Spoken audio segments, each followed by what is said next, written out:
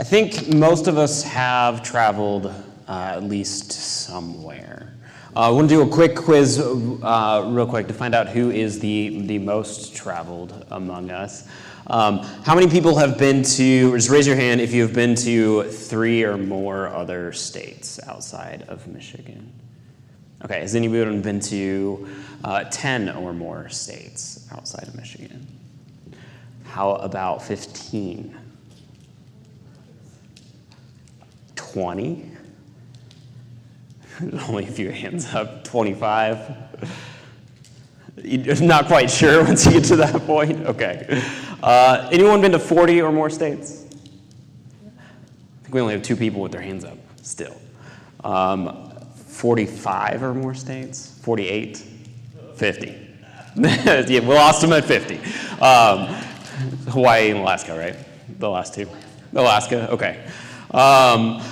Hannah would be the same. She's been to the 48 lower states. Do we have any international travelers here? People who've left the country at least once?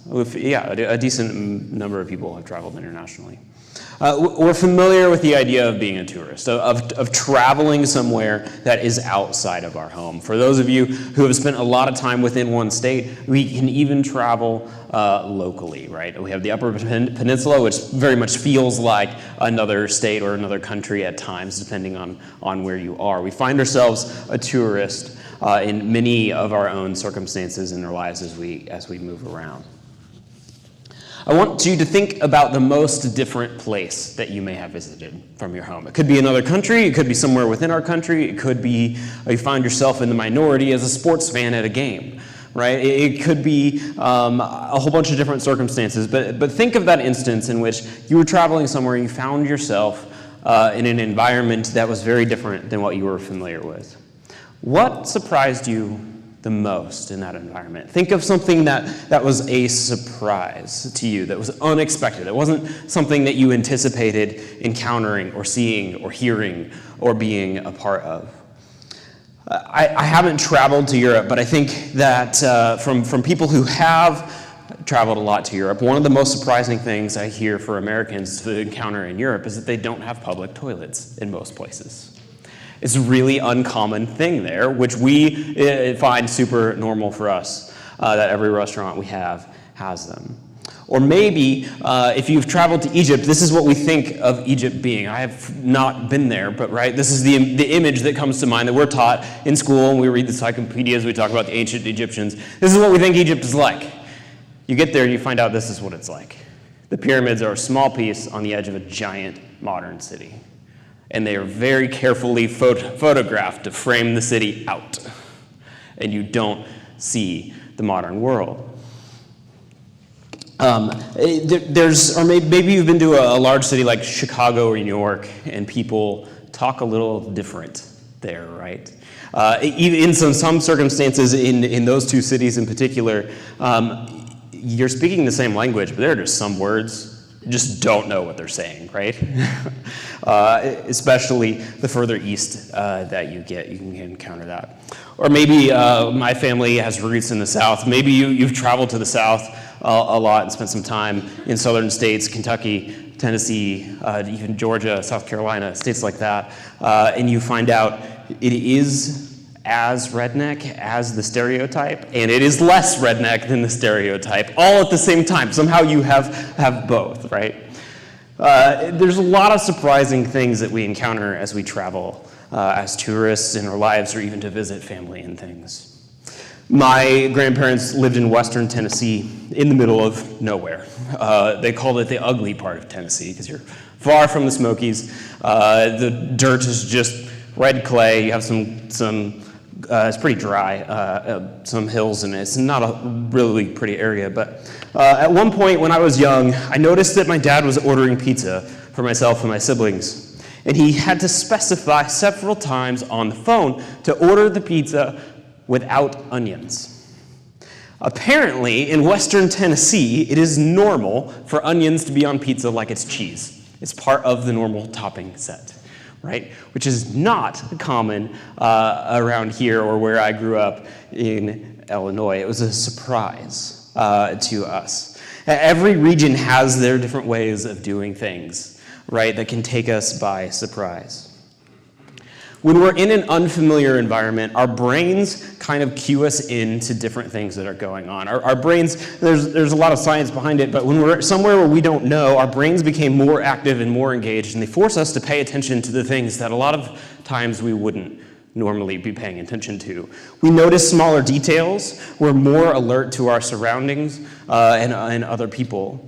And I think it's really important to notice that difference in that distinction, that when we're somewhere new, we have the ability to see things that the people who live there might not normally see. We have the ability to notice something that other people are taking for granted because it's new to us, right? We have the ability to notice those kinds of things when we're in an unfamiliar environment. We absorb the information around us. We learn at a faster rate when we're in an environment new, just because we're struggling to learn how to function and engage with people when we're in an environment that's not familiar to us. The disciples were very familiar with Israel and the Jewish culture that they were in, but Jesus came in and he was trying to teach them to cue into and tune their brains into noticing the things around them that they took for granted, and to pay particular attention to things in their culture and their society that weren't viewed as important to everyone else, that were kind of looked over. And there's an example of that here in Matthew 18, 1 through 5. Jesus is talking specifically to the disciples, and he's teaching them, and he says, at the time the disciples came to Jesus and asked, "Who then is the greatest in the kingdom of heaven?" He called a little child to him, placed the child among them, and he said, "Truly I tell you, unless you change to become like little children, you will never enter the kingdom of heaven. Therefore, whoever takes the lowly position of this child is the greatest in the kingdom of heaven, and whoever welcomes one such child in my name welcomes me." Every culture values children, some more than others, but in the Jewish culture, children did not have a position of great importance. They were there, they were well cared for, they were loved, but they weren't considered important in the structure of their society. And Jesus is pointing that out, and he's telling them, like, hey, pay attention to these people. They are important. And in this context, there's a lot of different things that we could talk about all day about why Jesus is uplifting children in this manner. But there's an example and from other scriptures that we can look at and understand that part of the reason I think that Jesus wanted the disciples to recognize the children and to pay attention to them is because they have a very unique perspective of the world that we can learn from. There's a huge comparison in a lot of scripture to describing Christians as children of God, and I don't think that's a mistake. I think it's very intentional. He's trying to teach us to view the world like children. You can see this in your own kids and in other kids. The way that they interact with things is very different than us, right? They notice details that we would never, ever catch up on. They are not afraid to ask questions that we think might be ridiculous. They have no inhibitions already about the people they interact with and how they choose to interact with people and the kind of fears of different environments that we may have accumulated through our lives. They have this bold willingness to explore the world in just a way that we struggle with. And I think it's really important for us to take that to heart as Christians, that God is telling us that he wants us to view the world in a way in which we are more like tourists or more like children, that we are willing to open our eyes and see the things that other people can't see. You see, when we get used to an area, we don't notice the details anymore. We don't notice the things that are just common, that you see every day. I mean, how many of us drive to work and then can't really picture and think through the entire route to work that morning, right? We go on autopilot and we don't pay attention to the details around us in our lives. But as tourists do, they're more engaged with an environment because it's new. And so how do we see our environment as new? How do we go about our world and look at it as if we are always being surprised and always trying to engage with it? It's really difficult to view the world this way, but I think it's something that we need to strive to do and to notice. I think it starts with keeping our eyes open and seeking to learn everything that we can about the people around us. And not being afraid to ask questions, not being afraid to notice people. We need to notice our surroundings and take everything in. And people, most importantly. We need to notice the homeless people that people pass by because they're always there. But we need to notice them because Jesus has called us to serve them. We need to notice the service workers that we take for granted in our daily lives and notice the effort that they put into doing their jobs and living their lives. We need to notice the people who are struggling and just faking it to get through the day and acknowledge that maybe they're lonely and they need someone to talk to. We need to notice the individuals in our structure, in our society, who don't have close family members to visit them on holidays and keep them engaged as part of a community, right? And maybe struggling and suffering alone. We need to look out for these people and see them. Secondly, as we go through our lives and we try to live more like a tourist on our journeys, and that we want to notice the world in the way that a tourist might, we need to look kind of at things from a little bit of a different perspective. Have you ever been somewhere in which you have been a minority? Maybe that was with demographic information like your race, financial status. Maybe, like I mentioned earlier, you found yourself cheering for a team and you look around and there's not very many people wearing the same color as you. That's happened to me a lot because I was an Illini fan growing up. Outside of Illinois, there are no Illini fans, right? And so everywhere I went, orange was not, unless you were in Tennessee, orange was not a common color you would find at a college stadium. But you may find yourself as a minority in an environment. Obviously, Hannah and I experienced this when we lived in Haiti for 9 months. We were minorities in a couple of different ways, and it doesn't come anywhere close to comparing our experience with those who find themselves as a minority of some fashion for their entire lives. But it gave us a very short glimpse of what it's like to be separate from the culture that you're living in. And it impacts the way that you think, the way you interact with others, the interactions that you make and the decisions that you make and the actions that you take. It changes kind of everything that you do, and it makes you stand out, whether you want to or not. We called this experience the fishbowl. So when we were living in Haiti, we were obviously looked different than everyone else there. We were choosing to live a life as Christians, which was different than the majority of people there. And we're American, which was also perceived as being wealthy. Certainly, in comparison, we definitely were. And so that was also different than the majority of people there. And so we call it the fishbowl. And the reason we call this experience the fishbowl is a fishbowl is a very common item that we are all familiar with, but it's unique in a special way. You see, if you just wanted a habitat for a fish, you could have an aquarium. But what makes a fishbowl different is that it's curved and it refracts the light to make the things that are inside the bowl look larger. It's intentionally designed as a display piece, not just a habitat for fish. It wants to draw our eyes to it.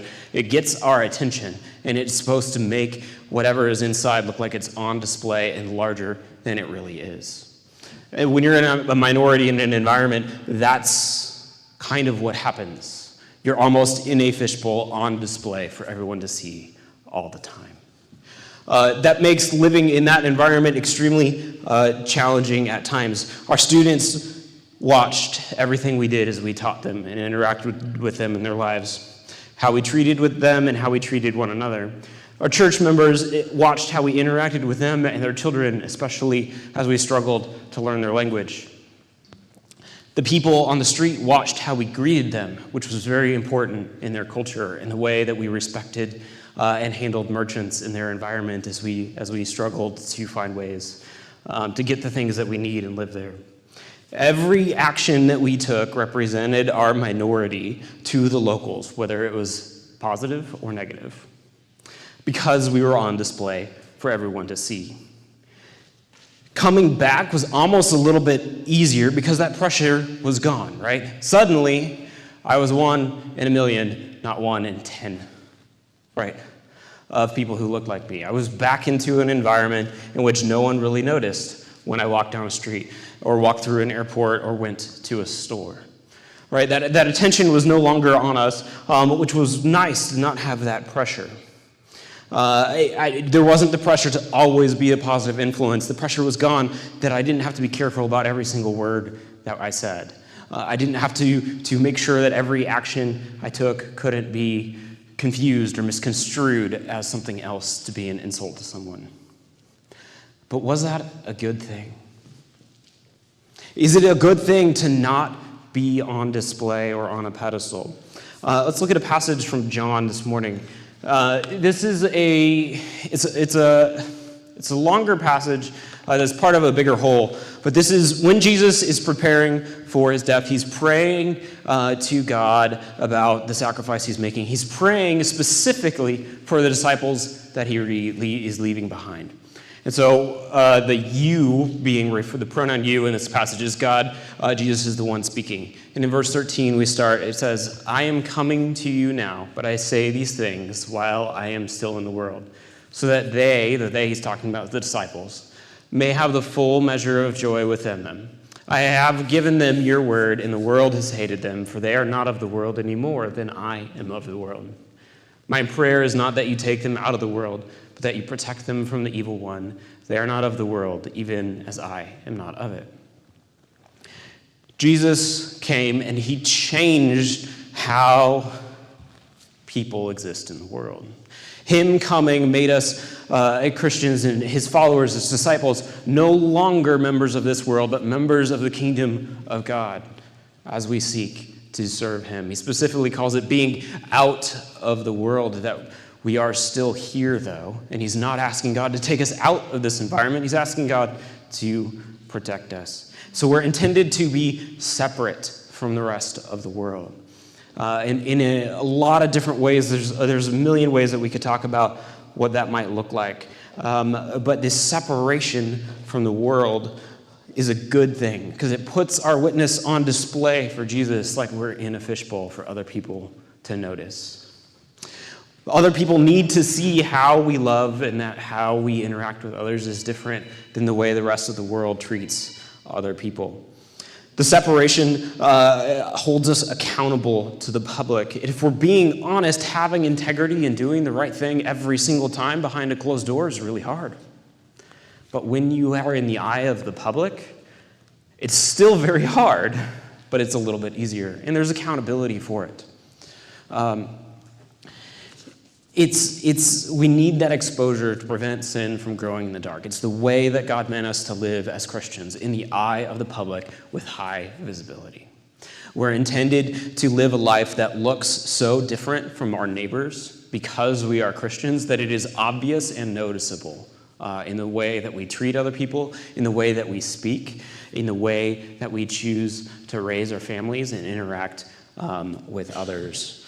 In the way that we work at our jobs, in the way that we use our finances. We're intended to do so in a way that is different than everyone else, and that we value what God does through all of our actions. There is a downside to being separate. It is exhausting. It is absolutely exhausting. And when you do make a mistake, because we all make mistakes, it's on display for everyone to see. It can be very, very embarrassing to make a mistake in an environment in which you're trying to live or take a high road and live better as a Christian. It almost seems like a deep failure. But when we experience that issue, what better way to show the mercy and forgiveness and grace of Christ than to use ourselves as an example, right? When we mess up, Jesus' grace is there for us, and we need other people to see that, not to hide it. So when we're living separate from the world, as God has called us to, as he's called us out of the world, we need to not shy away from those things, both the good things and the struggles that we face. We need to be willing to be vulnerable to those and use them as teaching moments for those who are watching us. The last thing about being a tourist is something that can also bring us a little bit of comfort, especially when we have these uncomfortable situations where we might make mistakes, or it's just exhausting always being on display for everyone to see. Something about being a tourist is that it's short, right? You're not ever a tourist forever. When you go on vacation, for better or for worse, you have to come home, right? Whether it was a good vacation, you want to stay. When it's a bad vacation, you want to get out of it as quickly as you can, right?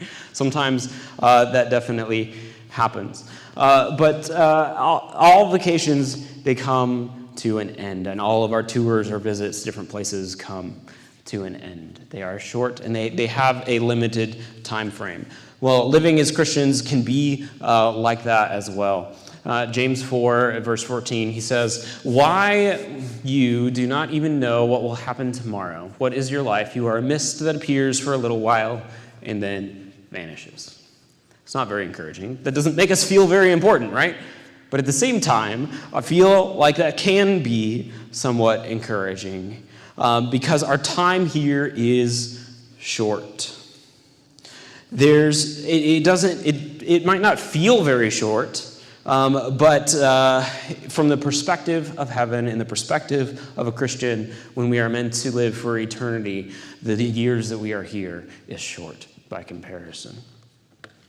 Hebrews describes it this way, verse 13, or chapter 13, verse 14. It says, "For here we do not have an enduring city, but we are not looking for the city that is to come." This is part of a larger passage that's making a parallel back to the Old Testament and the way the Jewish culture thought Hebrews was written specifically for Jews. However, city is often a scriptural analogy to heaven, and that's what he's talking about here. He's talking about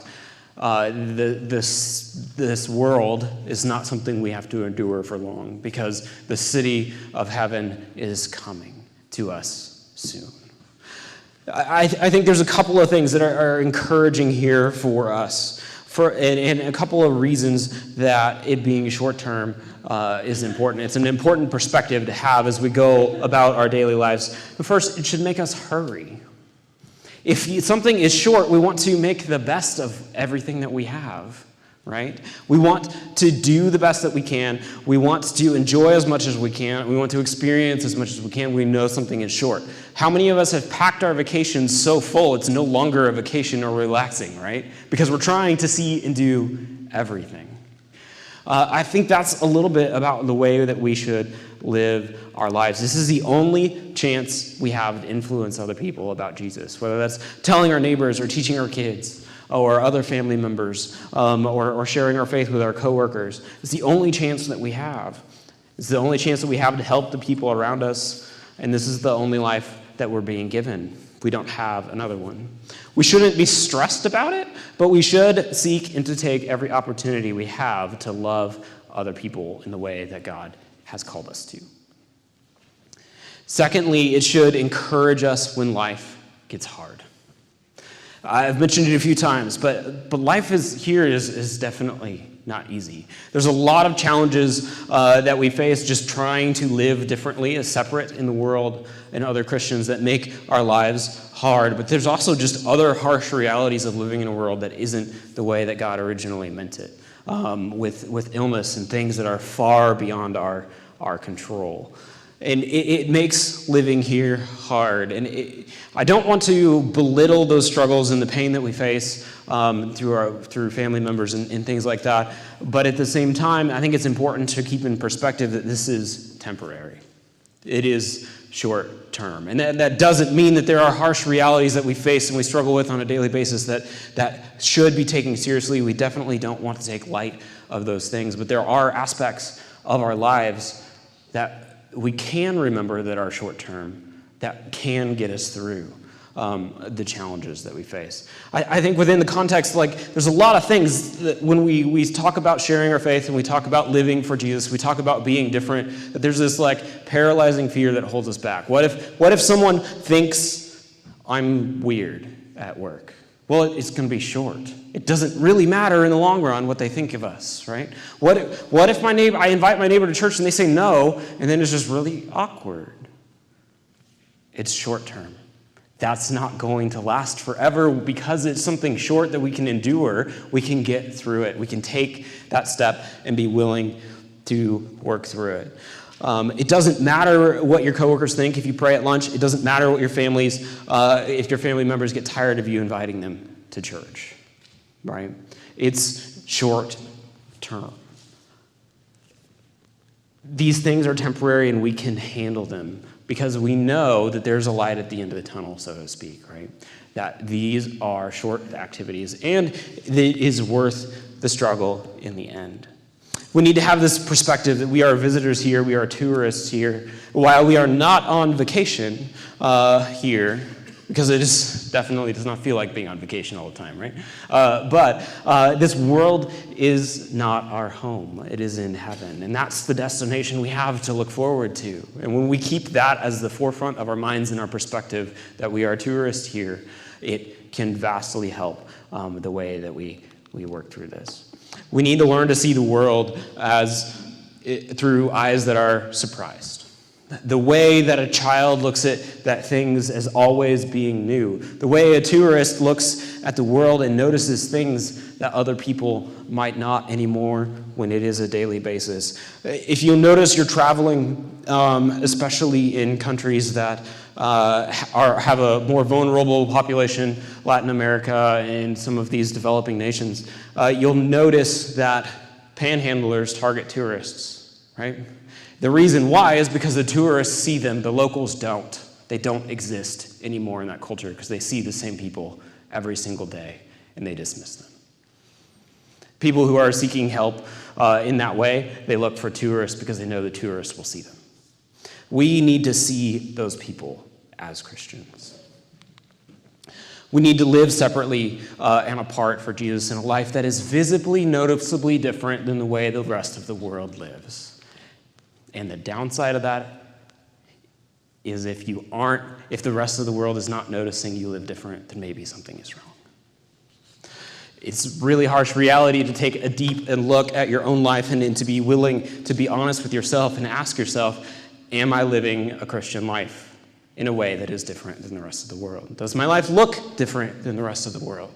And if the answer is no, or you're not sure, maybe that's something we should spend some time thinking about and praying about. The changes that should be made in your life, and along with your family and spouses. And lastly, we need to keep in mind that our home is in heaven. The struggles we face here are short term, and we have a reward that is absolutely worth it. There's a celebration coming when we get there for us, when our lives are going to be complete in the way that they are meant to be. Jesus has called us out of this world and given us an opportunity to be whole and to live in a way that he originally intended. And we have that opportunity. We need to keep that in front of our minds so we can work through the uncomfortable things and get there in the end. So this week, we encounter a lot of commercials in our life, right? Pretty much it's getting worse, right? YouTube has recently changed their commercial policy. I think every video now has like 5 commercials or something. It's crazy. But we see a lot of commercials. A lot of them are based around travel. Our credit cards are selling travel. Car commercials are selling travel. Hotels, Disney, all kinds of travel. Every time you see a commercial about travel this week, think about being a tourist. Are we living the life of a tourist as Christians, or are we living our lives as a resident? How can we live more like a tourist this week? Let's sing this last song, This World Is Not My Home, as we praise God to close out our service, and Randy will come up and close us out in prayer.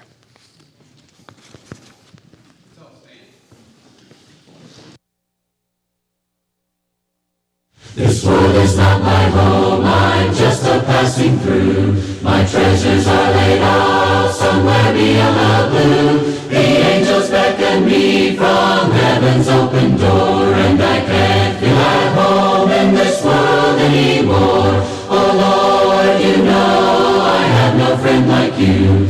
If heaven's not my home, then Lord, what will I do? The angels beckon me from heaven's open door, and I can't feel at home in this world anymore. Just a in glory land will live eternally. The saints on every hand are shouting victory. Their song the sweetest praise drifts back from heaven's shore, and I can't feel at home in this world anymore. Oh Lord, you know I have no friend like you. If heaven's not my home, then Lord, what will I do? The angels beckon me from heaven's open door, and I can't feel at home in this world anymore. Oh Lord, you know I have no friend like you. If heaven's not my home, then Lord, what will I do? The angels beckon me from heaven's open door, and I can't feel at home in this world anymore.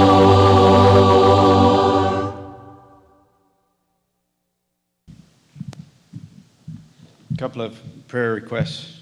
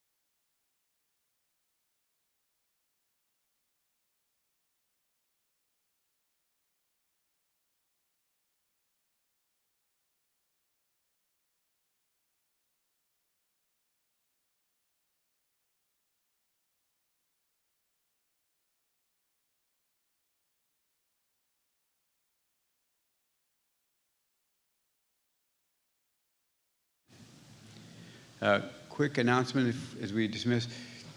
We'll get the food going. If anybody that's staying around can help set up about a half a dozen of those round tables and move some chairs, that would be greatly appreciated. Thanks.